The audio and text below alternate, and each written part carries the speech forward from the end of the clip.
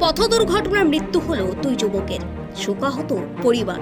Police সূত্রে জানা গিয়েছে মৃত ওই যুবকদের নাম অমিত দাস, বয়স 26 বছর, ও সুরজিৎ মণ্ডল, বয়স 24 বছর। তাদের দুজনের বাড়ি বুনিয়াদপুর শহরের 2 নম্বর ওয়ার্ডের বড়াইল এলাকায়।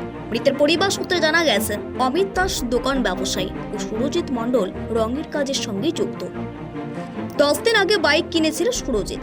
সোমবার রাত 9টা নাগাদ সেই বাইকেই তেল তোলার উদ্দেশ্যে বেরিয়েছিল দুই যুবক বন্ধু। জামবাড়ি পেট্রোল পাম্পে তেল তুলেই বাড়ি ফেরার পথে বুনিয়াদপুর থেকে গঙ্গারামপুরের দিকে একটি পিকআপ ভ্যান গাড়ি সামনে চলে আসে বাইক আরোহীরা। ঘটনার মুখোমুখি সংঘর্ষ হয় বাইকের সঙ্গে ওই গাড়ি। ঘটনাস্থলেই মৃত্যু হয় ওই যুবকের বলে পুলিশ জানিয়েছে।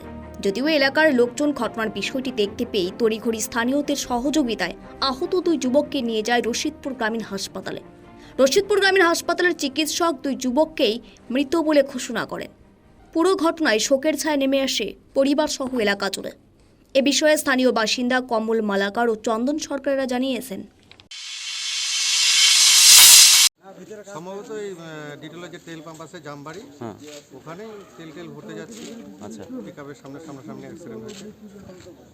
দুজনা স্পট ডেটে হসপিটালে নিয়ে আসার পরে ফাইনাল হয়ে গেল, দুজনা স্পট ডেট। কি মানে বাড়ি?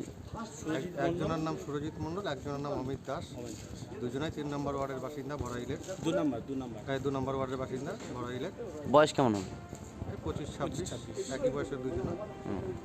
কাজের সঙ্গে ব্যস্ত ছিল, সবাই নিজের কাজের সঙ্গে। একজন বিয়ে করছে, একজন বিয়ে করেনি। হ্যাঁ, একজন সবজি ব্যবসা, একজন হচ্ছে রঙের কাজের সঙ্গে ব্যস্ত। অ্যাক্সিডেন্ট হয়েছে ভক্তিপুর পাম্পের পাশে। কিভাবে? পিকআপের সঙ্গে অ্যাক্সিডেন্টটা হয়েছে। আচ্ছা, ঠিক আছে, রশিদপুর আমি ফোনে শুনলাম, রশিদপুর হসপিটালে এসে দেখি দুজনাই ডেড। থেকে বলেছে মৃত। কোথায় গিয়েছিল সেটা বলতে পারবো না। আচ্ছা, বাড়ি কোথায় আসছিল? বাড়ি বড়াইলে। আচ্ছা, নাম হচ্ছে তোমার কি নাম? সুরজিৎ মণ্ডল, অমিত দাস। গঙ্গারামপুর মহকুমা পুলিশ আধিকারিক জানিয়েছেন মৃতদেহ দুটি উদ্ধার করে ময়না তদন্তে পাঠানো হয়েছে। পুলিশ পুরো ঘটনার তদন্ত করে দেখছে। এমন ঘটনায় শোকের ছায়া নেমে এসেছে পরিবার সহ এলাকা জুড়ে। দক্ষিণ দিনাজপুর থেকে সীমান্তের কথার বিশেষ রিপোর্ট।